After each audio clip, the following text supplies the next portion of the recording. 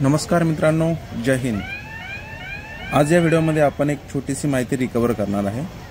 जे आपल्या घरामध्ये जो पेपर येतो, न्यूजपेपर, तर तो पेपर कशा पद्धतीने तयार होतो, ती प्रिंटिंग प्रेस कशी आहे, याच्याबद्दल आपण एक छोटी जनरल माहिती घेणार आहोत। जास्त डीपमध्ये आपण माहिती न घेता जनरलीच आपण एक व्हिडिओ आपण तयार केलेला आहे, तर तो व्हिडिओ आपण बघणार आहे।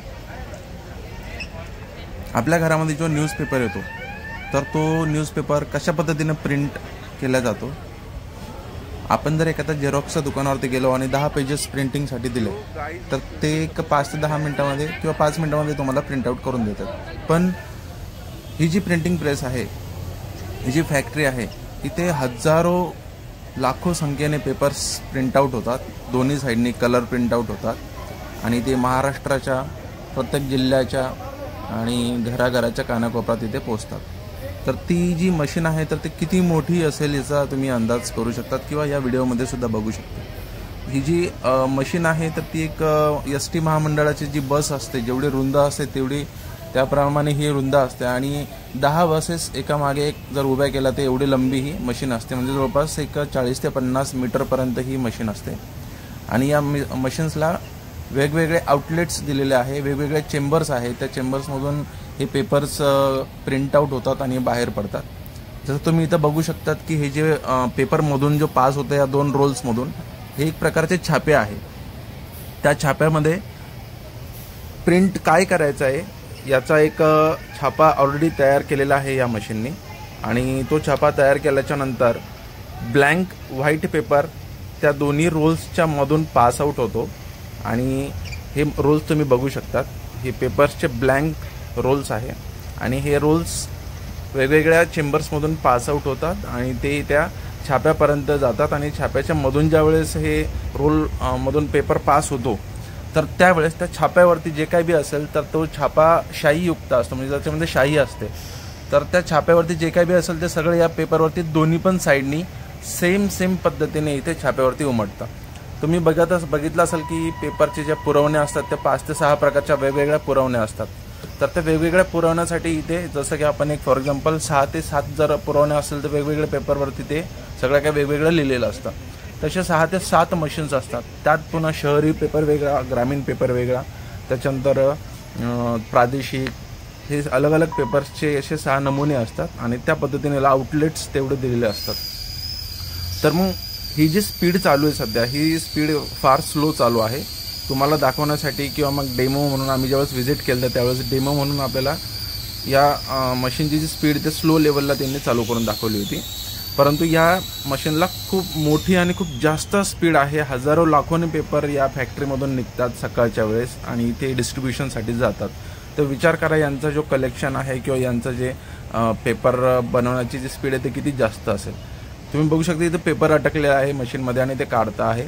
असे वेगवेगळे कर्मचारी वेगवेगळ्या लेवलला किंवा वेगवेगळ्या मशिनरीवरती इथे काम करत असतात। दिवसभरामध्ये यांचे जे प्रतिनिधी असतात पेपर्सवाल्यांचे, तर ते न्यूज कलेक्ट करतात आणि संध्याकाळी 5 ते 6 वाजेपर्यंत किंवा शेवटची न्यूज 10 वाजेपर्यंत ते कलेक्शन होते आणि त्यानंतर मग ती 1-2 तासामध्ये वेगवेगळे जे एडिटर्स असतात, जे न्यूज तयार करणारे लोक असतात, ते पूर्ण त्याला छाननी करतात, व्यवस्थित रीडिंग रायटिंग करतात, कन्फर्मेशन वगैरे सगळं घेऊन मग ते फायनली प्रिंटिंग प्रेसपर्यंत इथं आणतात। आता ही स्पीड बघू शकता, ही 20,000 ची स्पीड त्यांनी सांगितलेली होती आपल्याला।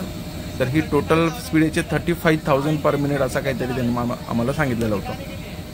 हे तर तुम्ही बघू शकतात की लिक्विड्स इथं आहे, त्याला लवकर ती जी शाई आहे तर ती लवकरात लवकर ड्राय झाली पाहिजे अशा हिशोबाने ते लिक्विड्स आहे किंवा एवढ्या स्पीडमध्ये ज्यावेळेस ती मशीन पेपर पास करते तर ते ऑटोमॅटिक हवेने ती पूर्ण जी शाई उमटलेली आहे पेपरवरती, तर ती पूर्णपणे ड्राय होते आणि लगेच पुढे जाऊन ते पेपर्स लगेच फोल्ड होतात आणि लगेच ते बाहेर आउटलेट मशीनमधून बाहेर येतात। तर फोल्डिंग कशा पद्धतीने होतात त्याची पण एक छोटीशी माहिती इथं आपल्याला बघायला भेटेल। तर तुम्ही बघू शकतात की याची स्पीड किती असेल आणि किती स्पीडनी पेपर इथे बाहेर पडत असतील।